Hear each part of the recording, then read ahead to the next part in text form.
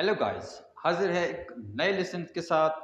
Present continuous tense के passive voice किस तरह बन जाते हैं। आज की क्लास में हम यही पढ़ेंगे। इसके स्ट्रक्चर कितने हैं, कौन कौन से इसके स्ट्रक्चर है, और कुछ मैंने उर्दू के ये फ़िक्र लिखे हैं, ये भी मैं ट्रांसलेट करूँगा इंग्लिश में, इससे भी आपको काफ़ी फ़ायदा होगा। तो आज शुरू करते हैं आज की क्लास। पहले देख ले स्ट्रक्चर। ये present continuous tense passive voice के स्ट्रक्चर है। ये जो स्ट्रक्चर है ये पॉजिटिव स्ट्रक्चर है।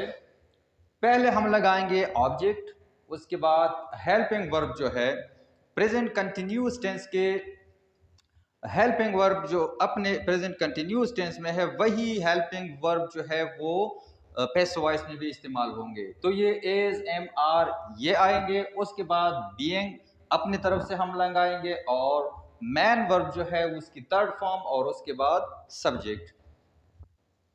नेगेटिव जो स्ट्रक्चर है ऑब्जेक्ट, एज, एम, आर, उसके बाद नॉट लगाएंगे, फिर being verb third form and subject. Interrogative structure is, am, are, उसके बाद ऑब्जेक्ट, फिर बीइंग, फिर वर्ब की थर्ड फॉर्म एंड सब्जेक्ट। ये तो हो गए इसकी तीन स्ट्रक्चर। अब जो मैंने ये एग्जाम्पल लेके है ये हम ट्रांसलेट करेंगे, उससे आपको काफ़ी फायदा होगा। पहली जो सेंटेंस है, तमाम किताबें दोहराई जा रही है। ऑल बुक्स आर, ऑल ये ऑब्जेक्ट हो गया, ऑल बुक्स। उसके बाद एज, एम, आर है तो ये प्लूरल फॉर्म है, तो यह हम आर लगाएंगे। उसके बाद बीइंग,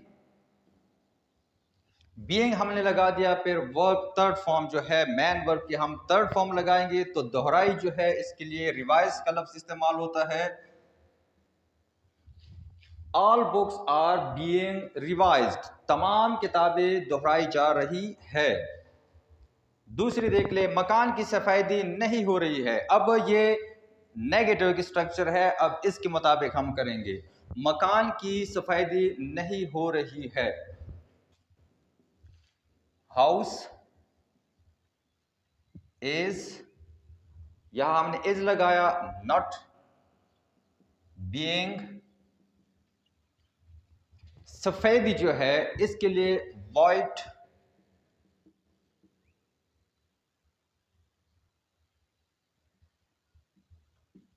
वॉश्ड, मकान की सफेदी नहीं हो रही है।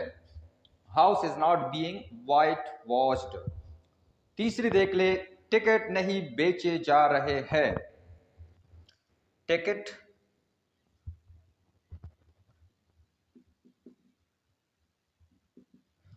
टिकट जो है यहाँ ये प्लूरल फॉर्म है और ये पॉजिटिव सेंटेंस है। तो टिकट्स आर,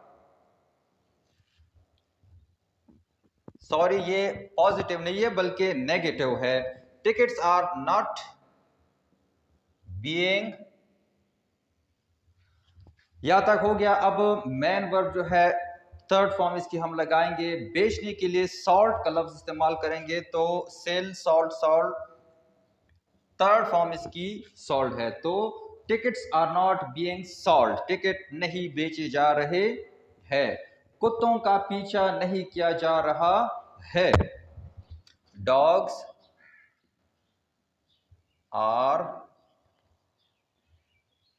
नॉट बीइंग। अब किसी के पीछे जब हम करें तो उसके लिए हम लफ्ज चेस का लफ्ज इस्तेमाल करते हैं। तो चेस यहाँ एज अ वर्ब इस्तेमाल होगा, तो इसकी सेकंड फॉर्म होगी चेस्ड। तो कुत्तों का पीछा नहीं किया जा रहा है। Dogs are not being chased. Last one देख ले, वो मुझे गाली दे रही है। अब ये फिक्र जो मैंने लिखा है ये पैसिव वॉइस का नहीं है। वो मुझे गाली दे रही है, शी इज अब्यूजिंग मी। ताकि हम जिस सीक्वेंस से हम बाकी ट्रांसलेट किए, तो यहाँ थोड़ी सी क्या है सस्पेंस होनी चाहिए। अब आपके जहन में ये ज़रूर आया होगा कि ये तो बाकी पैसिव वॉइस की है, तो ये कौन सी है? ये एक्टिव वॉइस की है। She is abusing me. अब ये क्या है? हो गई प्रेजेंट कंटिन्यूस एक्टिव की सेंटेंस। अब हम करेंगे इसे पैसिव वॉइस में। तो आई को हम चेंज करेंगे, मी को चेंज करेंगे आई में। I am being abused. मुझे गाली दी जा रही है। तो फ्रेंड्स, ये कुछ इसकी हो गई एग्जाम्पल्स। अगर आप इसे इंट्रोगेटिव में तब्दील करना चाहे तो ये इसका क्या है? स्ट्रक्चर है। जिस तरह अगर ये फिक्र है, अब ये हम चेंज करेंगे इंट्रोगेटिव में, तो किस तरह होगा? ये हेल्पिंग वर्ब जो है ये हम चेंज ले आएंगे सिरे में। तो ये आ जाएगा यहाँ आर, उसके बाद क्या है? All books. ये सब्जेक्ट है ना, यहाँ ऑब्जेक्ट है, तो ऑल बुक्स। उसके बाद क्या है? Being. All books being. Being के बाद क्या है? वर्ब की थर्ड फॉर्म है, तो हम लगाएंगे रिवाइज्ड।